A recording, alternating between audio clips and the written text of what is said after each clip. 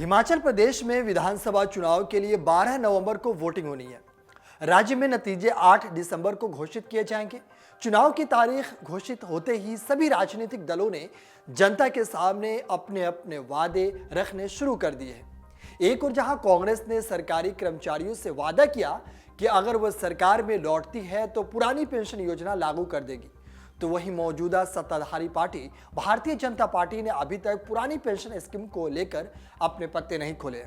वहीं आम आदमी पार्टी फ्री बिजली और पानी के अलावा पंजाब और दिल्ली मॉडल को लेकर जनता के बीच वादे कर रही है। हालांकि चुनाव में उतर रहे इन तीनों दलों की कुछ चुनौतियां भी हैं, जिसे लेकर जनता के मन में कुछ सवाल है। आइए आपको बताते हैं कि चुनावी मैदान में उतरने इन तीनों पार्टियों को क्या क्या चुनौतियां हैं। बीजेपी के सामने सबसे बड़ी और पहली चुनौती है पुरानी पेंशन योजना को लागू करने की। राज्य में इस वक्त कुछ ऐसे मुद्दे हैं जो बीजेपी की कमजोरी बनकर उभर रहे हैं। सबसे पहला और बड़ा मुद्दा वही पेंशन योजना है जो बीजेपी के लिए कमजोर कड़ी साबित हो रहा है।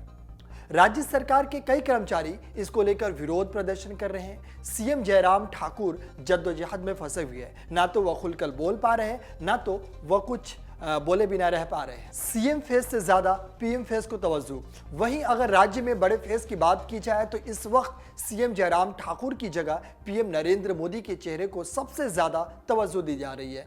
यहां बीजेपी अपने मौजूदा मुख्यमंत्री जयराम ठाकुर के चेहरे पर ही चुनाव लड़ेगी, लेकिन बड़ा चेहरा पीएम मोदी ही रहने वाला है। ऐसे में बीजेपी के लिए दूसरी बड़ी कमजोरी साबित हो रही है पेपर लीक मामला। राज्य में बेरोजगारी एक बड़ा मसला है, जिसमें पेपर लीक होने के बाद बेरोजगारी का मुद्दा और अधिक बढ़ गया है। दरअसल सबसे पहले सुंदरनगर के एक परीक्षा केंद्र से जूनियर ऑफिस असिस्टेंट का पेपर लीक हुआ था।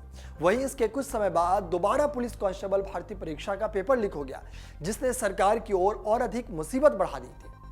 किसानों की समस्या, इसके अलावा किसानों की समस्याएं भी इस वक्त सरकार को घेरते हुए नजर आ रही है। विपक्ष ने सरकार को घेरने के लिए जोरों शोर से मुद्दा उठा दिया है, तो बीजेपी सरकार ने किसानों के साथ धोखा किया है। इसी वजह से किसान आत्महत्या कर रहे हैं। विपक्ष लगातार यह आरोप लगा रहे हैं कि सरकार बड़े बड़े उद्योगपतियों का कर्ज माफ कर देती है। बेरोजगारी और महंगाई, राज्य में बेरोजगारी और महंगाई अहम मुद्दा है, जिसको लेकर लगातार विपक्ष सवाल खड़े कर रही है।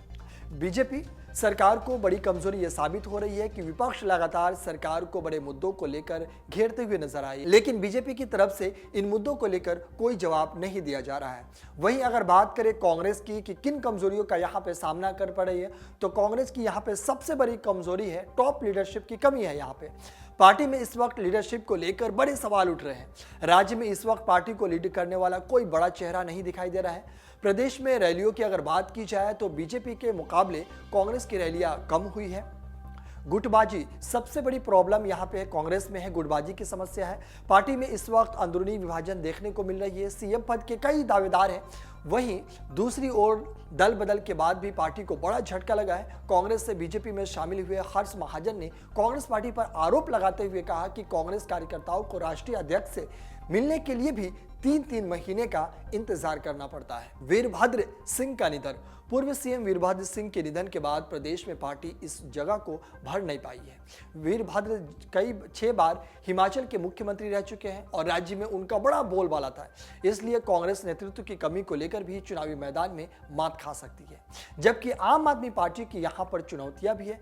पहली बार ये चुनाव लड़ रही है आम आदमी पार्टी। यहाँ पे आम आदमी पार्टी पहली बार राज्य में चुनाव लड़ रही है, जिसकी सबसे बड़ी यहाँ पे उसकी चुनौती है। दूसरी पार्टियों के मुकाबले आम आदमी पार्टी इस वक्त कमजोर साबित हो रही है। इसके अलावा कांग्रेस बीजेपी राज्य में अपना ऐतिहासिक चुनावी समीकरण है।